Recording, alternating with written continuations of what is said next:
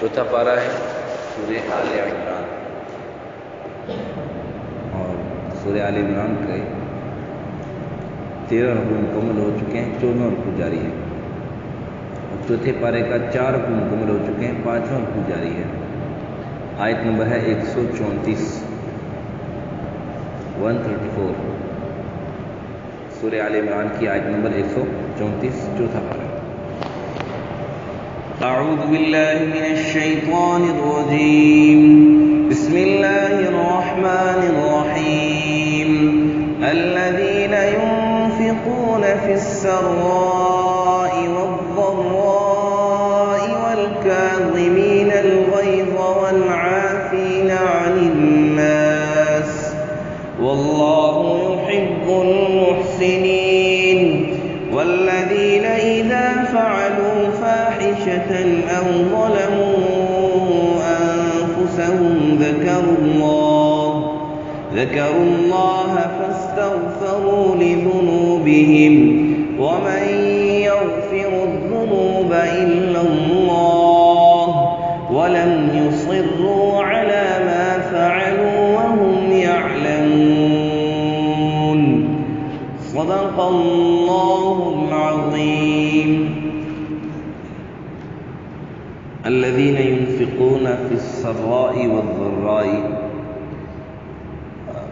وہ لوگ جو خرچ کرتے ہیں، خرچ کیے جاتے ہیں، یعنی خرچ کرتے ہیں فی السراء خوشی میں، والضراء اور تکلیف میں، والکاظمین الغیظ اور دبا لیتے ہیں اپنے غصے کو، یعنی غصے کو پی جانے والے ہیں، والعافین عن الناس اور لوگوں کو معاف کرنے والے ہیں، واللہ یحب المحسنین اور اللہ تعالی احسان کرنے والوں کو پسند کرتے ہیں۔ والذین اذا فعلوا فاحشۃ، اور وہ لوگ کہ جب ان سے کوئی گناہ ہو جائے، فحش گناہ ہو کرتے ہیں، او ظلموا انفسہم یا اپنے نفس پر ظلم کریں، ذکروا اللہ تو اللہ کو یاد کریں، فاستغفروا لذنوبہم اور بخشش مانگتے ہیں اپنے اللہ سے اپنے گناہوں کی۔ ومن یغفر الذنوب الا اللہ، اور کون ہے گناہوں کو بخشنے والا مگر اللہ، یعنی اللہ کے سوا گناہوں کو کون بخش سکتا ہے۔ ولم یصروا، اور وہ اڑتے نہیں ہیں، جمتے نہیں ہیں، علی ما فعلوا اپنے کیے ہوئے پر، یعنی اپنے کیے ہوئے گناہ پر وہ جم نہیں جاتے ہیں، اڑتے نہیں ہیں، وہم یعلمون خود اس حال میں کہ وہ جانتے ہیں۔ گزشتہ سبق میں مسلمانوں کو یہ تنبیہ کی گئی تھی کہ واتقوا النار التی اعدت للکافرین، اور پھر کہا کہ واطیعوا اللہ والرسول لعلکم ترحمون وسارعوا الی مغفرۃ من ربکم وجنۃ عرضها السماوات والارض اعدت للمتقین۔ یہ بتلایا گیا کہ اے مسلمان، جنت تیرے لیے تیار کی گئی ہے، دوزخ کافروں کے لیے تیار کی گئی ہے۔ اگر مسلمان ایسے عمل کرے کہ جس کی بنا پر وہ جہنم میں جائے تو یہ اس کے لیے بڑی یعنی بدنصیبی کی بات ہوگی، بڑی سوچ کی بات ہوگی، کتنی بڑا نقصان والی بات ہوگی کہ جنت اس کے لیے تیار کی گئی تھی لیکن وہ جہنم میں رہا۔ جیسے کہتے ہیں بارات گئی دلہن کو لینے کے لیے، اور وہاں پر جا کر جانا انہوں نے ایک گھر میں تھا، وہاں پر ان سے انبن ہو گئی، فوراً کسی دوسرے سے بات کی اور دوسرے کو جا کے دلہن بھیا کے لے آئے، کہ جانا کہیں اور تھا، دلہن کہیں اور سے لانی تھی، لے کہیں اور سے لائے۔ یا یہی سمجھیں کہ بارات گئی دلہن کو لینے کے لیے، اب دلہن کو لے کر باراتی واپس آ رہے ہیں، راستے میں خدا نخواستہ ایکسیڈنٹ ہو گیا اور دلہا دلہن دونوں اس دنیا سے چل بسے۔ لوگ کہتے ہیں دیکھو دلہن لینے گئے تھے، دلہا دلہن لینے گیا تھا اور اپنی لاش اس کی جو ہے والدین اس کی اپنی لاش واپس لے کے آئے۔ تو مسلمان کو بنایا گیا تھا مسلمان کے لیے تو جنت تیار کی گئی ہے. یہ کتنا ناسمجھ ہے کہ ایسے عمل کر رہا ہے جس کے لیے جس کی بنا پر یہ جہنم میں جائے گا. اللہ فرماتے ہیں بڑی ناسمجھی والی باتیں تم کر رہے ہیں. اور پھر کہا کہ اس جنت کی طرف آؤ جس کی چوڑائی زمین و آسمان کی چوڑائی کے برابر ہے. اس کا مطلب یہ ہے، ایک تو مطلب یہ ہے کہ یعنی یہ بتلانا مقصود ہے کہ بہت بڑی ہے. کیونکہ جیسے میں نے عرض کیا تھا نا کہ ایک آدمی ہے، اس نے کبھی مثال کے طور پر اس مسجد کے علاوہ کوئی اور مسجد بڑی دیکھی ہی نہیں ہے. اس سے کوئی کہے جی میں فلانی جگہ پر گیا تھا، فیصل مسجد بہت بڑی مسجد، تو پہلے آپ کو اتنا بتلائے گا اس پلر سے لے کر اس پلر کا کتنی بڑی ہے. آپ اس کو کہیں نہیں بہت بڑی ہے ایسی. لاکھ تھا تو کیا کہ اس دیوار سے لے کر اس دیوار سے کتنی بڑی ہے، اس نے بہت بڑی ہے. کہہ طرح دماغ تھا اس سے بڑی ہوئی نہیں سکتی. کیوں؟ اس نے دیکھی یہی ہے. تو ایک تو اس کا مطلب یہ ہے کہ جنت اس زمین و آسمان سے بہت زیادہ بڑی ہے. اور دوسرا اس کا یہی مطلب جو لکھا ہوا ہے اس اعتبار سے مطلب لے سکتے ہیں کہ زمین و آسمان کے عرض، یعنی ساتوں زمینیں ساتوں آسمان ہیں، ان کو ایسے ایک دو طے بتائے نا، ایک دوسرے کے اوپر ہے. ساتوں زمینیں بھی سات آسمان ہیں، تو ان کو طے بتائے نہیں، ایسے عرض میں رکھا جائے، ایک دوسرے کے ساتھ برابر رکھا جائے. اس کی جتنی چوڑائی بنتی ہے، کہا کہ جنت کی اتنی بڑی چوڑائی ہے. اب اس کی لمبائی کتنی ہوگی؟ جب چوڑائی اتنی ہے لمبائی کتنی ہوگی اس کو اللہ جانتا. تو جو وجنت عرضها السماوات والارض کے حقیقی معنی بھی مراد لے سکتے ہیں، اور ایک مجازی معنی بھی یہ مراد لے سکتے ہیں کہ اس کا مطلب یہ ہے سمجھانے کے لیے انسانوں کی کنسپٹ جب کسی سے بات کی جاتی ہے نا تو اس کا کنسپٹ لیول دیکھ کر کے کتنی بات سمجھ سکتا ہے اس کے مطابق اس کو سمجھایا جاتا ہے. تو انسانوں کا کنسپٹ لیول دیکھ کر کس لیول تک یہ سمجھ سکتے ہیں اس اعتبار سے کہا کہ جنت جو ہے وہ اتنی زیادہ بڑی ہے کہ زمین و آسمان کی سمجھ. جتنے زمین و آسمان بڑے اتنے زیادہ جنت. اور پھر آگے کہا کہ متقیوں کے لیے تیار کی گئی ہے. جنت کس کے لیے تیار کی گئی؟ آگے بتلا رہے ہیں آج کے سبق میں کہ متقی کون ہے. متقی کون ہے؟ پہلا، متقیوں کی پہلی صفت ينفقون فی السراء والضراء. ان کا مال خرچ ہوتا ہے خوشی میں بھی اور والضراء اور تکلیف. یعنی یہ نہیں ہے کہ جو غریب ہے وہ صدقہ نہ کرے، جو مالدار ہے وہ صدقہ وہی کرے. صدقے کا ٹھیکہ مالداروں نے اٹھایا ہوا ہے، بڑوں نے اٹھایا ہوا ہے. جو غریب ہے تو وہ صدقہ نہیں کر سکتا، وہ صدقہ نہ کرے. نہیں، اپنا مال خرچ کرو اللہ کے راستے میں، چاہے خوشی میں ہو یعنی مالداری میں ہو یا تنگی میں ہو. یہ اس کا ایک مطلب بیان کرو. دوسرا مطلب بیان کرو. ایک مطلب اس کا یہ ہے کہ چاہے تم خوشی میں ہو یعنی مالدار ہو تب بھی اللہ کے راستے میں متقین کی صفت بیان کی کہ وہ اللہ کے راستے میں خرچ کرتے ہیں. مالداری کی حالت میں بھی والضراء اور غربت کی حالت میں.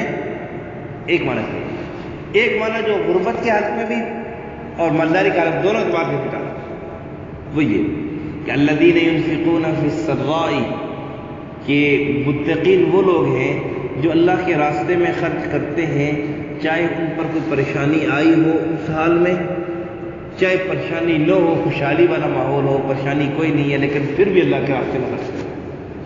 آج کل ہم صدقہ تب دیتے ہیں جب کوئی پریشانی آ جائے، پھر بکرے بھی دیتے ہیں، پھر جو ہے نا وہ ختم بھی بڑھواتے ہیں، پھر قرآن کی تلاوت بھی کرتے ہیں، پھر درود شریف. اچھی بات ہے، گناہ نہیں ہے، پڑھنی چاہیے. چلو کسی بہانے سے تو قرآن کھول رہے ہیں، کسی بہانے سے تو قرآن کھول رہے ہیں، لیکن اصل یہ ہے کہ ہر حال میں اللہ کو یاد کرو.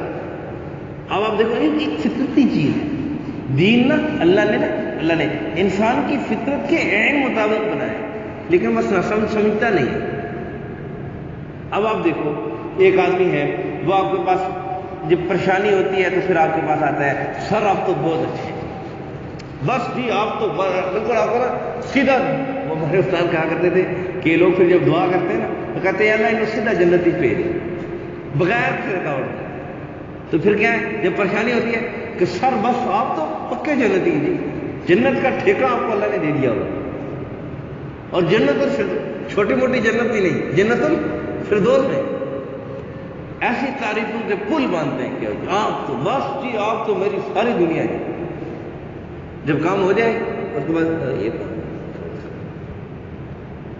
یہ کوئی انسان ہے، پھر اس کا اپوزٹ شروع ہو جاتا ہے۔ ایسے نہیں، پھر ایسے انسان کو پھر پسند کرتا ہے کوئی بڑا، کہتے ہیں تو جب پریشانی آتی ہے میرے پاس آتا ہے، اور ویسے حال میں تو سیدھے منہ سے بات بھی نہیں کرتا ہے، جب پریشانی ہوتی ہے تو وہ پیندرا بدل لیتا ہے اور پھر جو ہے نا وہ شروع کر دیتا ہے۔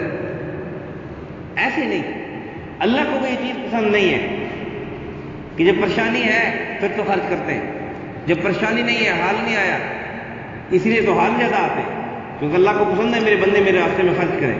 تو جب ہم خوشی میں نہیں خرچ کریں تو پھر اللہ حال بھیجتے کہ اس کو خرچ کرو، پھر اس کو کہتے ہیں اس پر حال لے آؤ، اس پر یہ آزمائش لے آؤ تاکہ یہ خرچ کرے۔ بخیل بنا ہوا ہے، سام بن کے بیٹھا ہوا ہے مال، ينفقون في السراء والضراء، پہلی صفت۔ اور آپ دیکھو اور صفتیں بعد میں بیان کی ہیں، یہ پہلی صفت، کیونکہ اللہ سخی ہے، اللہ اور سخاوت اللہ کو بڑی پسند ہے۔ اور یہ بات یہ آیت یہ بتلا رہی ہے کہ سخی ہونے کے لیے مالداری ضروری نہیں ہے، غریب بھی سخی بن سکتے ہیں، غریب بھی سخی بن سکتے ہیں۔ آدمی کے پاس کہتے ہیں نا مال تو آنے جانے کی چیز ہے، انسان کے پاس دل بڑا ہونا چاہیے، دل بڑا ہونا چاہیے، اور اللہ پر توکل، وعلی اللہ فلیتوکل المتوکلون، وعلی اللہ فلیتوکل المؤمنون۔ ایمان والے اللہ پر توکل کرتے ہیں، ایمان والوں کو چاہیے کہ اللہ پر توکل کریں۔ تو اس لیے متقیوں کی پہلی صفت کہ وہ اللہ کے راستے میں مال خرچ کرتے ہیں، ان کا مال اللہ کے راستے میں خرچ ہوتا ہے۔ اچھا، ایک اعتبار مال بھی، اور دوسرا معنی اس کا یہ ہے کہ الذین ينفقون فی السراء والضراء، وہ اپنا جان مال اللہ کے راستے میں لگاتے ہیں، چاہے وہ خوشحالی میں ہو چاہے تنگی میں ہو۔ کہہ رہی ہیں کہ نماز کا وقت ہو گیا، اب جب فارغ ہے تو نماز پڑھ لی، جب فارغ نہیں ہے تو پھر نماز نہ پڑھی۔ جی لوگ کیا کہتے ہیں، اللہ کو پتہ ہے نہیں مصروف تھا، اللہ کو نہیں پوچھتا۔ اللہ نے جو نماز فرض کی ہے نا سب پر، تو اللہ رب العزت کو ہمارے ان مصروفیات سے پہلے پتہ تھا کہ کیا کیا مصروفیات ہیں۔ ان ساری چیزوں کو مد نظر رکھتے ہوئے اللہ نے جو احکامات لاگو کیے سب کے لیے، اور یہ سب کر سکتے ہیں، اسی لیے اللہ نے فرض کیے۔ کیا خیال ہے جی گود کا بچہ ہے وہ نماز پڑھ سکتا ہے؟ پڑھ سکتا ہے؟ نہیں پڑھ سکتا، اس لیے اس پر فرض ہے نماز نہیں کرتا۔ روزے اس پر فرض ہے نہیں ہے۔ جب بالغ ہو جائے گا، اللہ کو پتا ہے کہ نماز پڑھنے کی بھی قابل ہے، روزہ رکھنے کی بھی قابل ہے، اس لیے نماز بھی پڑھے گا، روزہ بھی پڑھے گا۔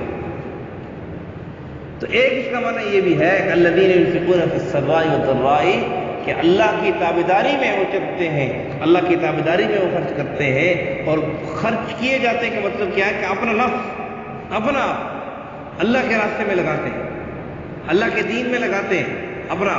یعنی یہ نہیں، اس کا معنی صرف یہ نہیں سمجھو کہ آپ مالی صدقہ کر رہے ہو، مالی عبادت کر رہے ہو، نہیں، اس سے بدنی عبادت بھی مراد ہے۔ ظاہر سی بات ہے، آدمی گرمی ہے، سخت گرمی ہے، دور سے چل کے آئے گا تو اس کے پسینہ نکلے گا، اس کا پسینہ نکلے گا تو اس کے جسم سے ایک چیز خارج ہو رہی ہے نا، یہ خرچ ہو رہا ہے اللہ کے راستے۔ ایک معنی اس کا یہ بھی ہے کہ بدنی عبادت میں بھی اللہ کو ہر وقت اللہ کی عبادت کرتا ہے، ہر حال میں، چاہے خوشی میں ہو چاہے تنگی میں ہو۔ کہ یہ نہیں ہے کہ اس کو خوشحالی ہے تو پھر تو بہت بڑا آدمی اس کو سمجھا جاتا ہے، بس نماز پڑھا چھٹی۔ جب پریشانی ہو تو پھر 10 رکعت بھی، 20 رکعت بھی، 100 رکعت بھی نوافل پڑھ رہے، قرآن کی تلاوت بھی ہو رہی ہے، سورۃ یاسین بھی پڑھ رہی ہے۔ نہیں کہا عبادت ہر حال میں کرو، تمہارے پر خوشی ہے تب بھی کرو، اللہ کو یہ پسند ہے، اور تمہارے اوپر غمی کی حالت ہے تب بھی اللہ کی عبادت ہے۔ اور دوسری صفت، اب والکاظمین الغیظ، متقیوں کی دوسری صفت یہ ہے کہ متقی اپنے غصے کو پی جانے والے ہوتے ہیں۔ اسی نبی کریم صلی اللہ علیہ وسلم نے فرمایا لیس الشدید بالسرعہ انما الشدید الذی یملک نفسہ عند الغضب، جلد بازی کرنے والا، دوسرے کو بچھاڑ دینے والا پہلوان ہوتا ہے نا، ہمارے ہاں پہلوان اس کو سمجھا جاتا ہے کہ جو کشتی میں دوسرے کو گرا دے، اس کو پہلوان سمجھا جاتا ہے۔ اللہ کے رسول کہتے ہیں یہ پہلوان نہیں ہے۔ اللہ کے رسول نے کیا فرمایا؟ یہ پہلوان کا اصلی پہلوان، مطلب یہ نہیں کہ یہ پہلوان ہے ہی نہیں، اصلی پہلوان جو سب سے جس کو پہلوان حقیقی معنوں میں کہا جا سکتا ہے، کہ وہ ہے کہ جو غصے کی حالت میں اپنے آپ پر کنٹرول رکھے، غصے کی حالت میں اپنے آپ پر کنٹرول رکھے۔ کیوں کہ غصے کی حالت میں جو ہے نا وہ بعض اوقات پھر جو ہے نا ہم بہت کچھ زبان سے نکال دیتے ہیں، بعد میں پشیمان ہوتا ہے کہ مجھے نہیں نکالنا چاہیے تھی، پھر اس کے لیے دلیلیں ہم کیا دیتے ہیں، کو جی میرا بلڈ پریشر ہائی ہو گیا تھا تو میں یہ ہو گیا تھا تو وہ ہو گیا تھا، تو پہلوان بنو، پہلوان بنو، کنٹرول کرو اس کو۔ والکاظمین الغیظ، اور یہ صفت اگر آ جائے نا خاوند کے اندر، کبھی بیوی سے جھگڑا نہیں، بیوی کے اندر آ جائے کبھی اس کے خاوند سے جھگڑا نہیں،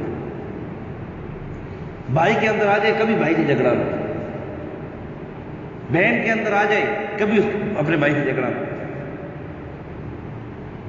خاندان کے، امت مسلمہ کے ایک ایک فرد کے اندر جب اپنے غصے کو کنٹرول کرنا آ جائے تو جھگڑے ہی ختم ہو جائے گا۔ اکثر طلاق کس بنا پر ہوتے ہیں، لوگ مسئلہ لے کے آتے ہیں، تو جی مولوی صاحب میں نے غصے میں طلاق دے دی، کوئی خوشی میں طلاق دیتا ہے کسی کو؟ کوئی اپنی بیوی کو خوشی میں طلاق دیتا ہے؟ غصے میں تو طلاق نہیں جاتے دیتے، اس وقت کنٹرول کیا نہیں، وہ جی اب کیا کریں جی، وہ جی غصہ ہو گیا تھا جی، دیکھیں نا جی میرے چھوٹے چھوٹے بچے ہیں، اس وقت کیوں نہیں کنٹرول کیا؟ پہلے تو تم بڑا فن خان بن رہا تھا کہ جو زبان پہ آ رہا نکالے جا رہا ہے، یہ آیت بتا والکاظمین الغیظ۔ او بے وقوف مسلمان، ایمان والے متقی تو وہ ہوتے ہیں جو اپنے غصے کو قابو کرتے ہیں، یہ نہیں کہ جو زبان پہ آیا نکال دیا۔ اور والعافین عن الناس، غصہ آ گیا غصے کو قابو کر لیا، اور پھر جب معافی مانگ لی کسی نے بس فوراً معافی، یا معافی نہیں مانگی سمجھتے ہیں اب اس نے غلطی کی ہے، غلطی سے اس سے ہو گیا، اس کو معاف کر دیا۔ لیکن عافین عن الناس سے جو ہے نا وہ جو شرعی سزائیں ہیں جو اللہ نے مقرر کی ہیں، اب اس کا مطلب وہاں پر نہ لیا جائے کہ جج کو چاہیے کہ جی ایک آدمی نے اگر زنا کیا ہے، شادی شدہ ہے، تو اس کو سنسار نہ کرے جی، اس کو معاف کر دے، یہ جج کا اختیار ہی نہیں ہے۔ والعافین عن الناس کے لوگوں کو معاف کرنے والے ہیں یہ ان معاملات میں جس میں کوئی اختیار ہو، یا مثال کے طور پر اس مسجد سے ایک بندہ کو چوری کر لے، اب میں اس کو پکڑ لوں اور میں کہوں جی میں نے آپ کو معاف کیا، فانوس چوری کر رہا ہے، میں کہوں جی چلو ٹھیک ہے آپ نے چوری کیا تھا، خیر ہے چلو میں آپ کو معاف کرتا ہوں۔ اب اس کی معافی کا مجھے اختیار نہیں ہے، اس کی معافی کا مجھے کیوں کہ فانوس میرا نہیں ہے، میری ذاتی پیسے میں نہیں لگا ہوا، پھر میرا کام بنتا ہے کہ میں انتظامیہ کو انفارم کروں کہ یہ بندہ ہے اس لیے چوری کی۔ مجھے جو اختیار جن باتوں میں ہے کہ میرے حق میں اگر کسی نے کوئی زیادتی کی ہے میرے ذات کے اعتبار سے، اس میں اس کو معاف کروں۔ لیکن میں دیکھا ہوں کہ ایک آدمی ہے وہ کل صاحب کی چوری کر رہا ہے، اس کو جانچ معاف کرتا ہوں، میں کل صاحب کو بتاؤں نا میں مجرم بنتا ہوں، میرا کام ہے اس کو پکڑ کے لے کے جانا، سر آپ کی چوری کر رہا تھا۔ تو العافین عن الناس کا مطلب یہ نہ سمجھے کہ بس ٹھیک ہے جی ہمیں ایک جگہ کا ذمہ دار بنایا گیا ہے، اس جگہ کے اعتبار سے اس کا یہ نہیں، ہمیں رسپانسبلٹی دی گئی ہے کہ آپ اس کی حفاظت کرو، اس میں کوئی کمی پیشی کر رہا ہے ہم کہتے ہیں جاتے جی مجھے معاف کیا، ایسے اس اعتبار سے نہیں۔ یا مثال کے طور پر میں یہ اپنی یعنی فوجی ادارے کی مثال اس لیے دیتا ہوں تاکہ ہمیں وہ بات سمجھ میں آتی ہے۔ مثال کے طور پر کسی کو اسٹور کیپر بنا دیا گیا اور اب چوری کرتے ہوئے کسی کو دیکھ لیا کہ کوئی چیز چوری کر رہا تھا، انہوں نے کہا اچھا چلو ٹھیک ہے آئندہ نہ کرنا، بس ٹھیک ہے، اس کو اختیار ہی نہیں ہے یہ معاف کرنے کا۔ یہ تو اس ایسے بندے کو تو معاف کرنا اس کے جرم میں شریک ہونے کے مترادف ہے، اس کے جرم میں، اس لیے ایسی نہیں۔ والعافین عن الناس کا مراد ہے کہ میری کوئی چوری کر رہا ہے، میں اس کو پکڑ کے سمجھا دیا بھائی آئندہ نہیں کرتا، یہ گناہ کا کام، چل تو نے کیا میں معاف، اس کی جی میں کوئی سزا نہیں۔ یا مجھے اگر کسی نے مارا ہے لیکن اگر عدالت تک بات پہنچ گئی، قاضی نے فیصلہ کر دیا کہ یہ چور ہے، اس کا ہاتھ کاٹا جائے گا، مجھے اختیار نہیں ہے، مجھے اختیار تو ہے اس کو معاف کرنے کا، قاضی کو اختیار نہیں اس کو معاف کرنے کا۔ جب میں عدالت چلا جاؤں اور قاضی فیصلہ کر دے کہ اس کا ہاتھ کٹنا ہے، اس کو اختیار نہیں ہے، اسلام۔ اور پھر کہا کہ اللہ یحب المحسنین، کیونکہ ظاہر سی بات ہے ایک آدمی غلطی کر رہا ہے، آپ اس کو اللہ کی رضا کے لیے معاف کر رہے ہو، بدلہ لے سکتے ہو، بدلہ لے سکتے ہو. مثال کے طور پر کسی نے آپ پر ظلم کیا, آپ اس ظلم کا بدلہ لے سکتے ہو, لیکن بدلہ نہیں لیتے, اس کو معاف کرتے ہو اللہ کی ذات کے لیے. ظاہر ہے یہ تو انسان احسان ہے کہ نہیں ہے. اللہ کہتا ہے مجھے ایسے بندے پسند ہیں, مجھے ایسے بندے پسند ہیں. کیا کتنی زبردست بات ہے کہ اللہ کہہ رہا ہے مجھے تم پسند ہو. کیا خیال ہے آج کل لوگ دوسروں کے پیچھے پھرتے رہتے ہیں اور ایسی ان کی خوشامد اور ایسی کوشش کرتے ہیں کہ یہ لوگ جو ہے نا, ہم ان کو کہیں کہ جی آپ مجھے پسند ہیں, آپ مجھے اچھے لگتے ہیں, تاکہ یہ میرے ساتھ جو ہے نا کوآپریشن کرے, مجھے کہیں کہ میں آپ کو اچھا لگتا ہوں. ایسے لوگوں کو اللہ کہہ رہے کہ یہ مت کرو, تم میرے پسندیدہ بندے بن جاؤ گے. جس کو اللہ پسند کر لے, کیا خیال ہے اس کو کیا ضرورت ہے کہ کیا خیال ہے کسی کی بیٹی ہو, اس کا رشتہ نہ آ اور بادشاہ کا بیٹا اس کو پسند کر لے, ہاں, یا بادشاہ اس کو پسند کر لے, کیا خیال ہے؟ پھر اور لوگ اس کے پاس آئے کہ جی ہمیں رشتہ دینا, ہمیں رشتہ دے. وہ کیا کہ چلو میری بیٹی کو تو بادشاہ نے پسند کیا ہے, اس سے رشتے کی آفر کیا مجھے, تم جیسے لوگوں کو تو میں پوچھتا بھی نہیں ہوں. تو ایسے لوگ جن کو اللہ نے کہا مجھے میرے پسندیدہ بندے, مجھے پسند ہے یہ بندے, کیا خیال ہے کتنے کام کرنے کے لیے؟ وَالْكَاظِمِينَ الْغَيْظَ وَالْعَافِينَ عَنِ النَّاسِ, وَالْكَاظِمِينَ الْغَيْظَ اور وَالْعَافِينَ عَنِ النَّاسِ اور يُنْفِقُونَ فِي السَّرَّاءِ وَالضَّرَّاءِ. 3 کام. ایسے لوگ اللہ کو پسند ہیں. پھر کہا کہ جب ان سے گناہ بھی ہو جائے, میں مختصر کر رہا ہوں وقت کافی ہو گیا. وَالَّذِينَ إِذَا فَعَلُوا فَاحِشَةً, ان سے گناہ ہو گیا. کتنے اللہ کریم ہے. کوئی ایسا بڑا ہے جو چھوٹوں کو یہ بتلائے کہ اگر آپ سے کوئی غلطی ہو جائے تو اس طریقے سے میرے پاس آنا, میں معاف کر دوں. پہلے غلطی کرنے سے پہلے بتلا رہے. کتنے ہمارا پر اللہ رحیم ہے, کریم ہے, اس کے باوجود ہم اللہ کی نافرمانی میں زندگی گزار رہے ہیں. دنیا کا کوئی ایک بڑا ایسا بتلا دو کہ جو اپنے چھوٹے کو غلطی کرنے کے بعد تمہیں سمجھاتے ہیں, غلطی کرنے کے بعد تو سمجھاتے ہیں کہ یہ کام تم نے ایسے نہیں کرنا تھا, ایسے کرنا تھا, ایسا نہیں کرنا ہے. لیکن غلطی کرنے سے پہلے اللہ سمجھا رہے ہیں, اے میرے مسلمان بندے, اے میرے مسلمان بندے, غلطی ہوگی, خیر ہے, کوئی بات نہیں, گھبرانا نہیں, راستہ بتلا رہا ہوں, اس راستے سے میرے پاس آنا, میں معاف کر دوں گا. اور پھر کہا کہ وَمَن يَغْفِرُ الذُّنُوبَ إِلَّا اللَّهُ, تمہارے گناہوں کے معاف کرنے کا اختیار صرف میرے پاس ہے, میرے علاوہ تمہیں کوئی نہیں معاف کر سکتا.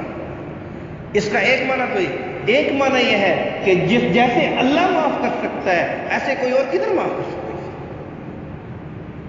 تو کہا کہ وَالَّذِينَ إِذَا فَعَلُوا فَاحِشَةً أَوْ ظَلَمُوا أَنفُسَهُمْ, ظلم ہو گیا تم سے, اپنے نفس پر. کسی دوسرے پر ظلم کرنا بھی حقیقی معلوم ہے, اپنے آپ پر ظلم کرنا. تو کہا تم سے ظلم ہو گیا یا گناہ ہو گیا, کوئی بات نہیں. کہا ذکر اللہ کو یاد کرو. پہلے کیا کرو؟ اللہ کو یاد کرو, اللہ کو مناؤ, اللہ کی ذکر اللہ کا مطلب کیا؟ اللہ کی تعریف کرو. کیا خیال ہے یہ جیسے ہم میں سے کوئی بڑا ناراض ہو جائے, میں کہتے سر آپ بہت اچھے ہیں, اللہ نے آپ کو بتا دیا ہے, سر آپ کے اندر بڑی اچھی صفات ہیں, سر مجھ سے غلطی ہو گئی, مجھے معاف کر دیں. یہ اللہ تو کتنا الحمدللہ رب العالمین الرحمن الرحیم مالک یوم الدین ایاک نعبد و ایاک نستعین. مانگ رہے اہدنا الصراط المستقیم, کیسے اللہ سے مانگ رہے؟ تو کہا کہ اللہ کو یاد کر لیا, اور اس کے بعد پھر فاستغفروا لذنوبکم, اور پھر اللہ سے اپنے گناہوں کی بخشش مانگو. اللہ سے اپنے گناہوں کی بخشش, کہا کہ وَمَن یغفر الذنوب الا اللہ. جب اللہ سے تم نے مانگ لی, پھر اللہ کے علاوہ تمہارے گناہوں کی بخشش کون کر سکتا ہے؟ اور آخری بات یہ, متقی کی صفات میں آخری صفت یہ کہ گناہ پر وہ ڈٹتے نہیں ہیں. کسی آدمی سے گناہ ہو گیا, دیکھا کہ میں نے لوگوں کو تو پتہ چل گیا ہے کہ اس نے گناہ کیا ہے, یا میں پکڑا گیا ہوں گناہ میں, تو اگر لوگوں کو پتہ چل گیا کہ اس نے یہ گناہ کیا تھا تو لوگوں کے سامنے میری بےزتی ہوگی, اس لیے ڈٹ جاتے ہیں اور کہتے ہیں جی یہ گناہ ہی نہیں ہے. پہلا کام کیا کرتے ہیں, ہم کیا کہتے ہیں یہ گناہ ہی نہیں ہے. جب پتہ چلے کہ میں اب تو پھنس گیا اور سب کو پتہ چل گیا میں یہ چیز تو ثابت نہیں کر سکتا کہ گناہ نہیں ہے, تو پھر کہتے ہیں میں نے کیا ہی نہیں ہے. کہ ایسے نہیں, پتہ ان کو وَهُمْ عَلَىٰ مَا فَعَلُوا وَهُمْ يَعْلَمُونَ, جان بوجھ کے اپنے گناہ پر. ہاں ایک بات ہے کہ ایک آدمی سے گناہ ہو گیا اور اس کو پتہ نہیں چلا کہ مجھ سے گناہ ہو گیا, سہو سے ہو گیا, کسی نے اس کو بتلا دیا، ٹھیک ہے، تو وہ بعض اوقات ایسا ہوتا ہے کہ کسی نے آپ کو کسی نے کہا کہ جی آپ نے جھوٹ بولا ہے، اب آپ کے ذہن میں نہیں کہ میں نے کیا جھوٹ بولا ہے، یا آپ نے جان بوجھ کر جھوٹ نہیں بولا تھا، وہ بات حقیقی معنوں میں آپ نے سمجھی کچھ اور، سمجھنے میں غلط فہمی ہوگی، آپ سے کوئی کہے آپ نے جھوٹ بولا، آپ کہتے نہیں میں نے جھوٹ بولا ہی نہیں، تو کہا کہ بہم یعلمون، اس کو پتا ہے کہ میری یہ غلطی ہے، لیکن اس کے باوجود اس پر ڈٹ رہا ہے، کہا کہ یہ متقی کی صفت نہیں ہے، متقی کی صفت یہ ہے اس کو پتہ چل گیا کہ میں جھوٹا تھا، میں اپنی بات میں غلط تھا، میں نافرمانی پر تھا، میں ناحق تھا، بس اس سے پیچھے ہٹ گیا۔ وَلَمْ يُصِرُّوا عَلَىٰ مَا فَعَلُوا، کسی کی جگہ پر قبضہ کر لیا، اب دیکھا کہ میں نے تو قبضہ کر لیا ہے، پیچھے ہٹوں گا میری بےزتی ہے، لوگ کہیں گے تو کتنا بڑا ظالم، لوگوں کے لیے بس ٹھیک ہے، اس دوسرے کو دبائی جا رہا ہے، نہیں، وَلَمْ يُصِرُّوا عَلَىٰ مَا فَعَلُوا، ہرگز وہ اپنے کیے ہوئے پر ڈٹتا نہیں پتہ چل گیا گناہ فوراً پیچھے پلٹ، یہ متقی کی صفات ہے۔ یہ تھا ان آیت کا مختصر خلاصہ، الذین ينفقون فی السراء والضراء، وہ لوگ جو خرچ کیے جاتے ہیں خوشی میں اور تکلیف میں، والکاظمین الغیظ، اور دبا لیتے ہیں، پی لیتے ہیں اپنے غصے کو، والعافین عن الناس، لوگوں کو معاف کرتے ہیں، واللہ یحب المحسنین، اللہ پسند کرتا ہے احسان کرنے والوں کو، نیکی کرنے والوں کو، والذین اذا فعلوا فاحشۃ، اور وہ لوگ جو کر بیٹھے گناہ، کچھ کھلا گناہ، او ظلموا انفسهم، جب اپنے نفس پر ظلم کر لیں، اپنے حق میں کوئی گناہ کر دیا، ذکر اللہ، تو اللہ کو یاد کرتے ہیں، فاستغفروا لذنوبہم، اور بخشش مانگیں اپنے گناہوں سے، ومن یغفر الذنوب الا اللہ، اللہ کے سوا گناہوں کو معاف کرنے والا کون ہے، ولم یصروا علی ما، ایک معنی اس کے بھی کر سکتے ہیں، ومن یغفر الذنوب الا اللہ، اللہ ہی تو گناہوں کو معاف کرنے والا ہے، گناہوں کے معاف کرنے کا اختیار تو اللہ ہی کے پاس ہے، ولم یصروا، اور نہیں اڑتے اپنے، علی ما فعلوا، جو اپنے کیے ہیں ان پر، ہم یعلمون، اس حال میں کو جانتے ہیں۔ الحمدللہ رب العالمین، والعاقبۃ للمتقین، والصلاۃ والسلام علی اشرف الانبیاء والمرسلین، وعلى الملائکۃ المقربین، وعلى عباد اللہ الصالحین، ربنا ظلمنا انفسنا وان لم تغفر لنا وترحمنا لنكونن من الخاسرین، اللهم يسر امورنا مع راحة لقلوبنا، صلی اللہ علی النبی الکریم محمد وعلی آلہ وصحبہ، جزاکم اللہ۔